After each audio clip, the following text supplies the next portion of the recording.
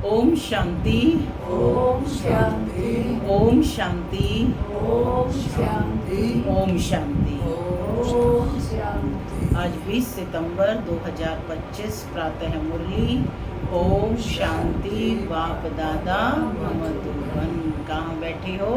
मधुबन में बाप दादा के सम्मुख। बुद्धि से पहुंच जाएंगे डायमंड हॉल में बाप दादा के सम्मुख। आज की मीठी मधुर मुरली में बाबा ने कहा कि बाप आया हुआ है हम बच्चों को, भक्तों को भक्ति का फल देने। भक्ति का फल क्या है? ज्ञान। इतने समय से भक्ति की है, उसका फल देने के लिए इस पुरुषोत्तम संगम युग पर बाप आया हुआ है। बाबा कहते इस ज्ञान के फल से ही तुम्हारी सद्गति होती है, सतो प्रधान बन जाते हैं। साथ ही बाबा ने आज की मुरली में स्पष्ट किया कि कई बच्चे हैं अपनी तकदीर को लकीर लगा देते हैं, ज्ञान में भी चल रहे हैं, पुरुषार्थ भी कर रहे हैं, लेकिन फिर भी पद भ्रष्ट कर लेते हैं। क्यों?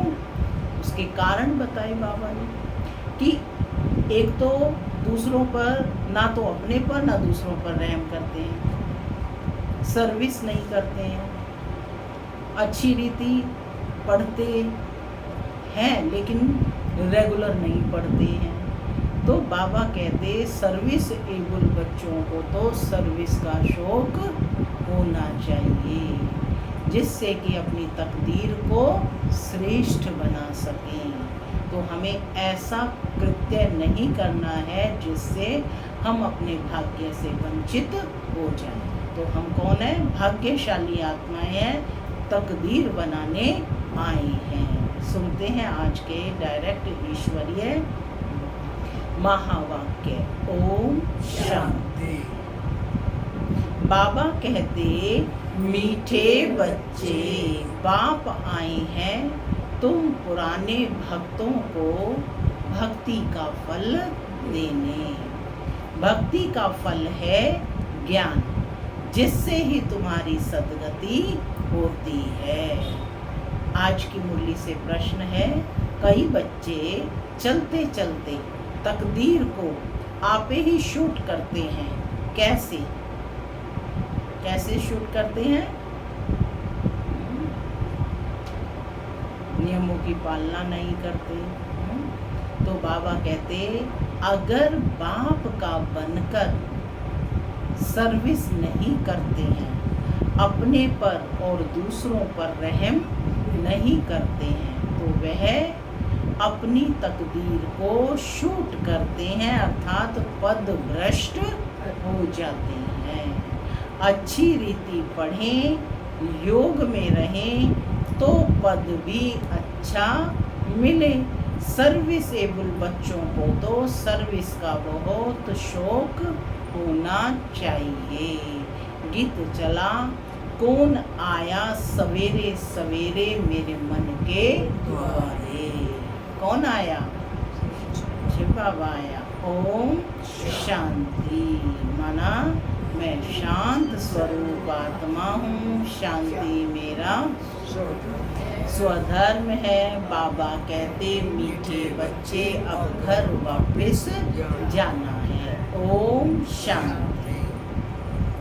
रूहानी बच्चे समझते हैं हम आत्मा हैं, न कि शरीर, और यह ज्ञान अभी ही मिलता है परम पिता परमात्मा से।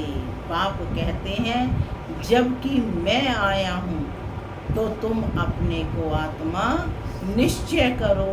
आत्मा ही शरीर में प्रवेश करती है, एक शरीर छोड़ दूसरा लेती रहती है।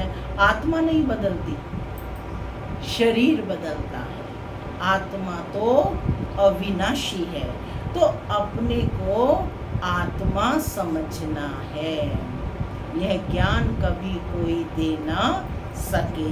बाप आए हैं बच्चों की पुकार पर। यह भी किसी को पता नहीं है कि यह पुरुषोत्तम संगम युग है। समय की पहचान दे रहे हैं बाबा कि यह भी किसी को नहीं पता है कि यह कौन सा समय है, पुरुषोत्तम संगम युग। बाप आकर समझाते हैं, मेरा आना होता है कल्प के पुरुषोत्तम संगम युग पर, जबकि सारा विश्व पुरुषोत्तम बनता है। इस समय तो सारा विश्व कनिष्ठ पतित है, उसको कहा जाता है अमरपुरी, और यह है मृत्यु लोक। मृत्यु लोक में आसुरी गुण वाले मनुष्य होते हैं, अमर लोक में दैवी गुण वाले मनुष्य, इसलिए उनको देवता कहा जाता है। यहाँ भी अच्छे स्वभाव वाले को कहा जाता है, यह तो जैसे देवता है। कोई दैवी गुण वाले होते हैं, इस समय सब हैं आसुरी गुण वाले मनुष्य, 5 विकारों में फंसे हुए हैं। तब तो गाते हैं कि इस दुख से आकर हमको लिबरेट करो, छुड़ाओ। कोई एक सीता को नहीं छुड़ाया। बाबा ने समझाया है, भक्ति को सीता कहा जाता है, भगवान को राम कहा जाता है, जो भक्तों को फल देने आता है। इस बेहद के रावण राज्य में सारी दुनिया फंसी हुई है। क्या कहा बाबा ने? सारी दुनिया फंसी हुई है। उनको लिबरेट कर राम राज्य में ले जाते हैं। रघुपति राघव राजा राम की बात नहीं, वह तो त्रेता के राजा थे। अभी तो सभी आत्माएं तमो प्रधान जड़ जड़ीभूत अवस्था में हैं। सीढ़ी उतरते उतरते नीचे आ गए हैं, पूज्य से पुजारी बन गए हैं। देवताएं किसकी पूजा नहीं करते, वह तो हैं पूज्य। फिर जब वह वैश्य शूद्र बनते हैं तो पूजा शुरू होती है। कब से शुरू होती है पूजा? द्वापर से। वाम मार्ग में आने से पुजारी बनते हैं। पुजारी देवताओं के चित्रों के आगे नमन करते हैं। इस समय कोई एक भी पूज्य हो नहीं सकता।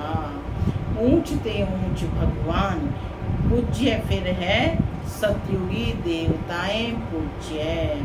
इस समय तो सब पुजारी हैं। पहले पहले शिव की पूजा होती है, वह है अव्यभिचारी पूजा।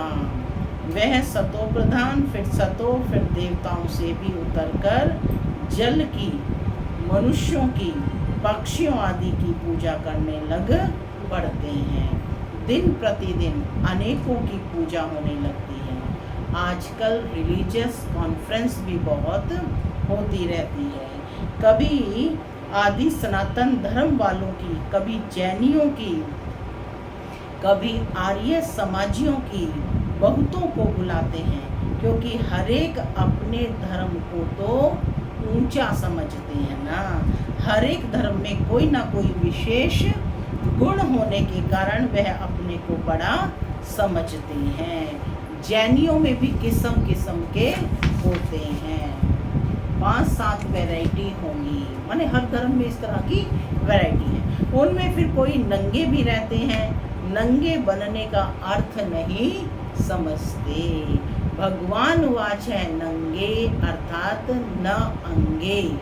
अशरीरी आए थे, फिर अशरीरी बनकर जाना है। वे फिर कपड़े उतार कर नंगे बन जाते हैं। भगवान वाच के अर्थ को नहीं समझते हैं।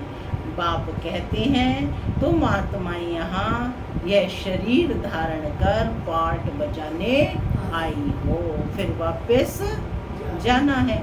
इन बातों को तुम बच्चे समझते हो। आत्मा ही पार्ट बजाने आती है, झाड़ वृद्धि को पाता रहता है। नए नए किस्म के धर्म इमर्ज होते रहते हैं, इसलिए इनको वैरायटी नाटक कहा जाता है। वैरायटी धर्मों का झाड़ है, हर एक की अनेक ब्रांचेस निकलती हैं। मोहम्मद तो बाद में आए, पहले हैं इस्लामी। ना, इब्राहिम के द्वारा इस्लाम धर्म की स्थापना की। तो बाबा बता रहे हैं हर एक धर्म में बहुत सारी वैरायटी हैं, बहुत सारी। तो पहले है इस्लामी। मुसलमानों की संख्या बहुत है। अफ्रीका में कितने साहूकार हैं, सोने हीरो की खानियां हैं, जहाँ बहुत धन देखते हैं तो उस पर चढ़ाई कर धनवान बनते हैं। क्रिश्चियन लोग भी कितने धनवान बने हैं। भारत में भी धन है परंतु गुप्त। सोना आदि कितना पकड़ते रहते हैं। अब दिगंबर जैन सभा वाले कॉन्फ्रेंस आदि करते रहते हैं, क्योंकि हर एक अपने को बड़ा समझते हैं ना। यह इतने धर्म सब बढ़ते रहते हैं, कभी विनाश भी होना है, कुछ भी समझते नहीं है। सब धर्मों में ऊंच तो तुम्हारा ब्राह्मण धर्म ही है, जिसका किसी को पता नहीं है। सबसे ऊंच धर्म कौन सा है? ब्राह्मण धर्म। कलयुगी ब्राह्मण भी बहुत हैं, परंतु वह है कुखवंशावली ब्राह्मण। बाबा ने स्पष्ट किया कि कौन सा ब्राह्मण धर्म, जो मुख वंशावली है, छोटी ब्राह्मण। तो प्रजापिता ब्रह्मा के मुख वंशावली ब्राह्मण, वह तो सब भाई बहन होने चाहिए। अगर वे अपने को ब्रह्मा की औलाद कहलाते हैं तो भाई बहनी ठहरे, फिर शादी भी कर ना सके। सिद्ध होता है वह ब्राह्मण ब्रह्मा के मुख वंशावली नहीं है, सिर्फ नाम रख देते हैं। वास्तव में देवताओं से भी ऊंच ब्राह्मणों को कहेंगे। चोटी है ना, यह ब्राह्मण ही मनुष्य को देवता बनाते हैं। पढ़ाने वाला है परमपिता परमात्मा, स्वयं ज्ञान का सागर है। यह किसी को भी पता नहीं है। बाप के पास आकर ब्राह्मण बनकर कल फिर क्या करते हैं? शूद्र बन पड़ते हैं। बाप के पास आकर ब्राह्मण बनकर फिर भी कल शूद्र बन पड़ते हैं। पुराने संस्कार पलटने में बड़ी मेहनत लगती है। अपने को आत्मा निश्चय कर बाप से वर्षा लेना है। रूहानी बाप से रूहानी बच्चे ही वर्षा लेंगे। बाप को याद करने में ही माया विघ्न डालती है।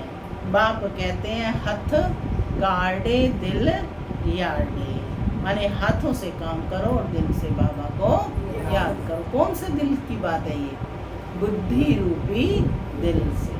बाबा तो माशूक ही है, आशिक सब बच्चे हैं जो बाप को याद करते रहते हैं। एक बाप ही है जो कभी किसी पर आशिक नहीं होता है, क्योंकि उनसे ऊंच तो कोई है ही नहीं। बाकी हाँ, बच्चों की महिमा करते हैं।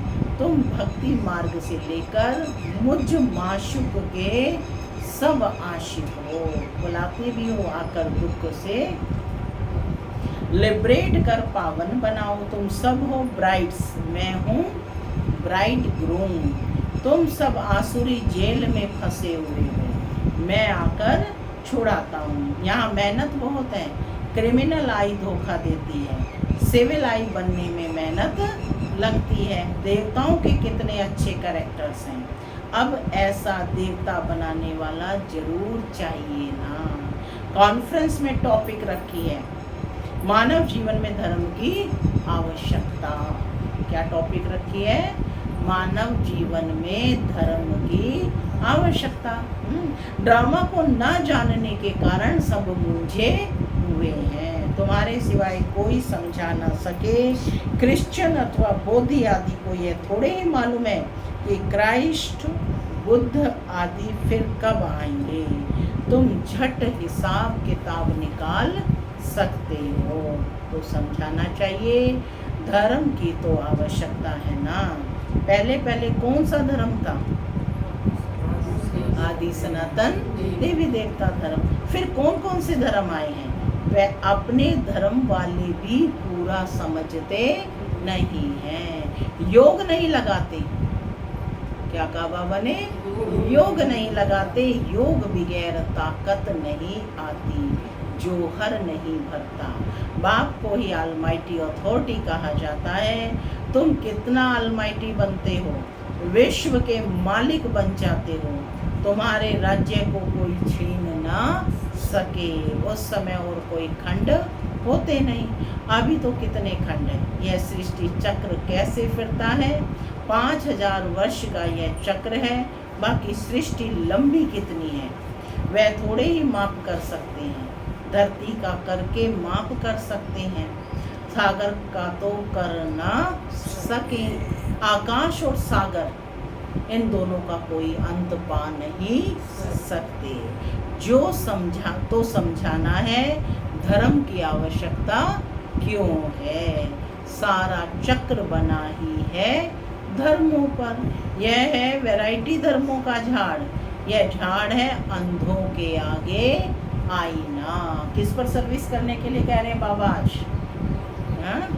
झाड़ पर है ना, वैरायटी धर्मों का झाड़ है, क्योंकि सारा चक्र बना ही धर्मों पर है। तो बाबा कहते तुम अभी बाहर सर्विस पर निकले हो, आहिस्ते आहिस्ते तुम्हारी वृद्धि होती जाती है।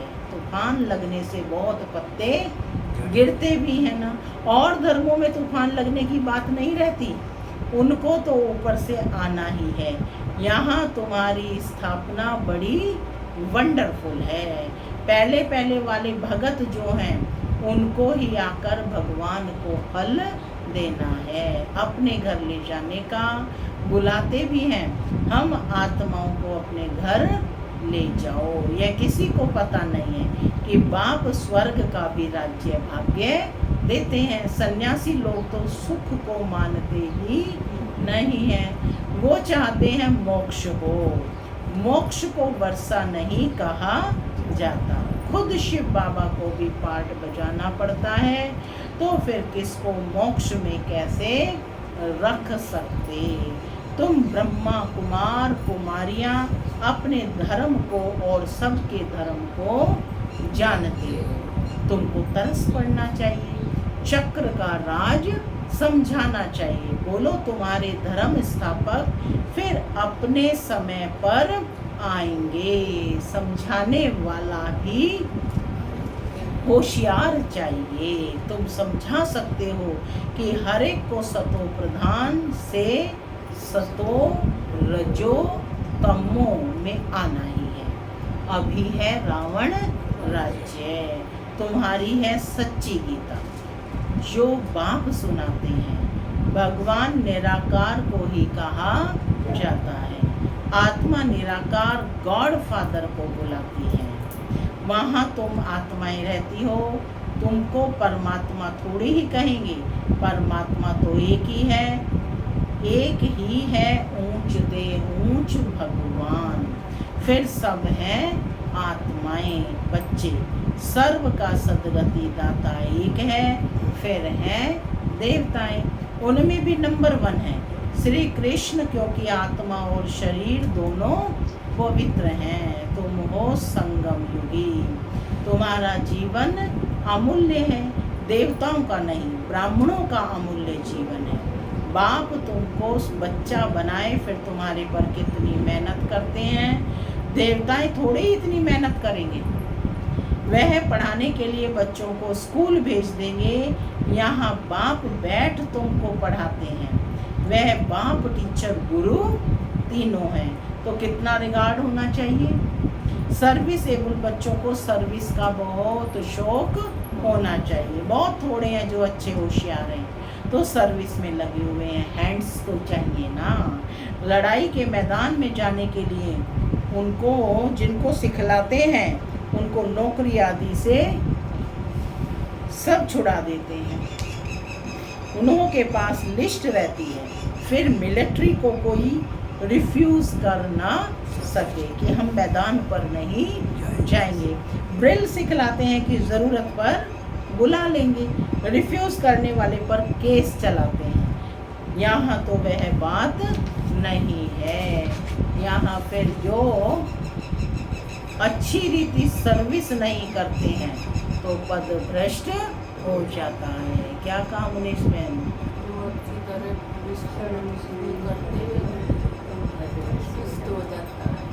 जो यहाँ अच्छी रीति सर्विस नहीं करते हैं तो पद भ्रष्ट हो जाता है। सर्विस नहीं की गोया आप ही अपने को शूट करते हैं, पद भ्रष्ट हो जाता है। शूट करना माना पद भ्रष्ट हो जाना, अपनी तकदीर को शूट कर देते हैं। अच्छी रीति पढ़ें, योग में रहें तो अच्छा पद मिले। निर्मला बहन क्या कहा बाबा ने? अच्छी रीति पढ़ें, योग में रहें तो अच्छा पद मिले। अपने पर रहम करना होता है, अपने पर करें तो दूसरे पर भी करें। बाप हर प्रकार की समझानी बच्चों को देते रहते हैं। यह दुनिया का नाटक कैसे चलता है तो राजधानी विस्थापन होती है। इन बातों को दुनिया नहीं जानती। अब निमंत्रण तो मिलते हैं, 5-10 मिनट में क्या समझा सकेंगे?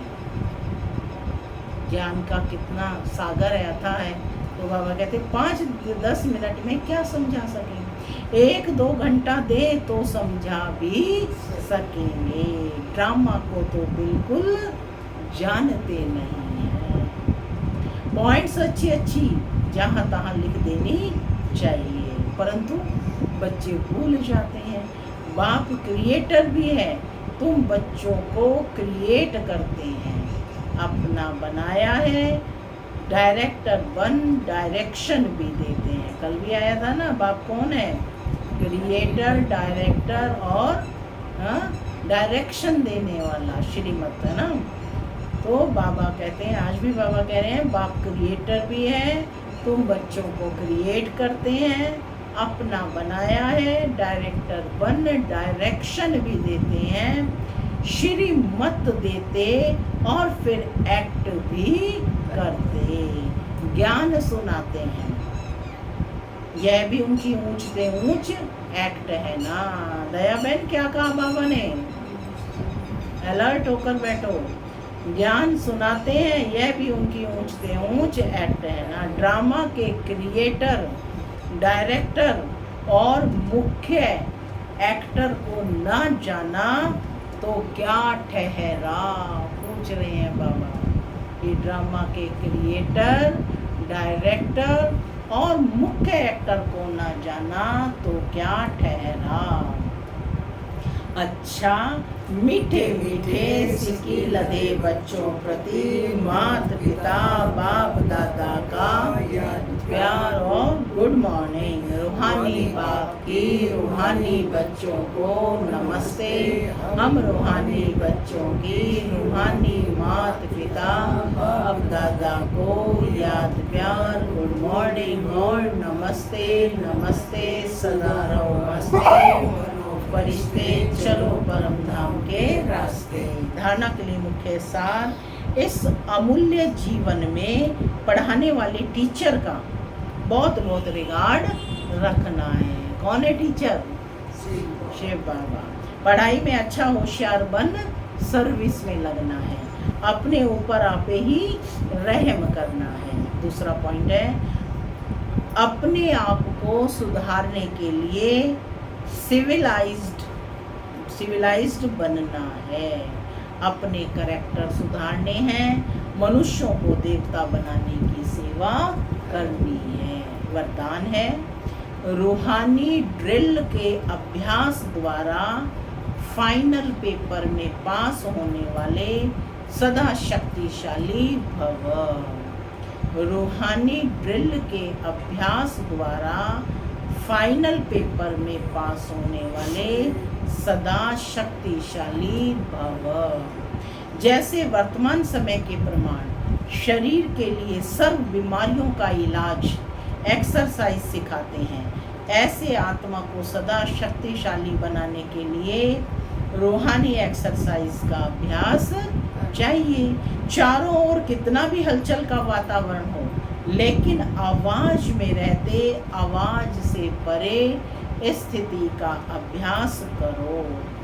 मन को जहाँ और जितना समय स्थित करना चाहो उतना समय वहाँ स्थित कर लो, तब शक्तिशाली बन फाइनल पेपर में पास हो सकेंगे। स्लोगन, अपने विकारी स्वभाव, संस्कार व कर्म को समर्पण कर देना ही समर्पित होना है। अब व्यक्त इशारे, अब लगन की अग्नि को प्रज्वलित कर योग को ज्वाला रूप बनाओ। जब तक आपकी याद ज्वाला रूप नहीं बनी है, तब तक यह विनाश की ज्वाला भी संपूर्ण ज्वाला रूप नहीं लेती है। यह भड़कती है, फिर शीतल हो जाती है, क्योंकि ज्वाला मूर्त और प्रेरक आधार मूर्त आत्माएं अभी स्वयं ही सदा ज्वाला रूप बनी नहीं है। अब ज्वाला रूप बनने का दृढ़ संकल्प लो और संगठित रूप में मन बुद्धि की एकाग्रता द्वारा पावरफुल योग के वाइब्रेशंस चारों ओर फैलाओ। ओम शांति।